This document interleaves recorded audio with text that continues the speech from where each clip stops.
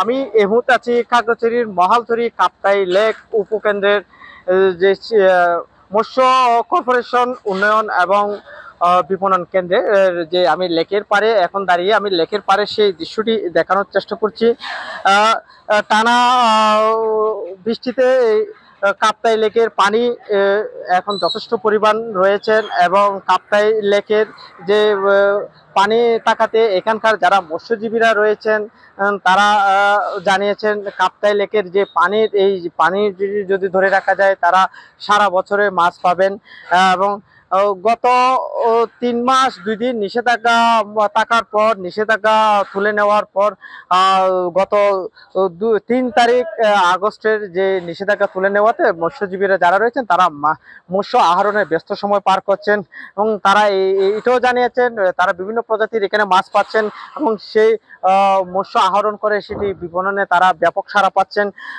আমি কাপ্তাই লেক উপকেন্দ্রে যে মৎস্য বিপণন কেন্দ্রের যে মৎস্য যে কর্মকর্তা রয়েছেন উপকেন্দ্রের মোহাম্মদ নাসরুল্লাহ, আমি ওনার কাছ থেকে একটু জানতে চাইবো কাপ্তাই লেকের এখন বর্তমান কিরকম পরিস্থিতি, এখন কিরকম পরিমাণে আপনাদের এখানে মাছ পাওয়া যাচ্ছে।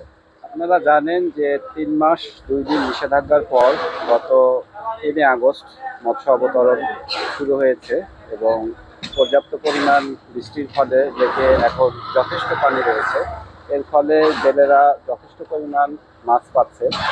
আমরা আশা করছি যে পরিমাণ পানি হয়েছে এই পরিমাণ পানি যদি সারা বছর ব্যাপী ধরে রাখা যায় তাহলে জেলেরা যে এখন মাছটা পাচ্ছে এই মাছটা সারা বছর ব্যাপী পাবে, যার ফলে তাদের যে আর্থিক সচ্ছলতার বিষয় সেটা তাদের পক্ষে সম্ভব হবে। তো কাপ্তাই লেকের এই পানি ধরে রাখার জন্য অবশ্যই যে জিনিসটি প্রয়োজন সেটি হচ্ছে ড্রেজিং করা। বাংলাদেশের অন্যান্য নদীগুলোতে যেমন সারা বছর ব্যাপী এবং নিয়মিত ড্রেজিং করা হয়, আমরা মনে করি যে কাপ্তাই হ্রদে যদি এইভাবে সারা বছর ব্যাপী এবং নিয়মিত ড্রেজিং প্রক্রিয়ার উদ্যোগ নেওয়া হয় তাহলে কাপ্তাই হ্রদের বর্তমানে যে নাব্যতা সংকট সৃষ্টি হয়েছে সেটা অনেকাংশে কেটে যাবে এবং কিছু বৃষ্টি হলেই যেমন বন্যা পরিস্থিতির উদ্ভব হয় সেটাও কম হবে। সব মিলিয়ে যদি ড্রেজিং প্রক্রিয়াটা অব্যাহত রাখা হয় তাহলে এক্ষেত্রে মাছ থেকে মাছের উৎপাদন যেমন বাড়বে এবং মাছ থেকে যে সরকারের যে রাজস্ব আয়টা হচ্ছে সেটাও বৃদ্ধি পাবে। ধন্যবাদ আপনাকে।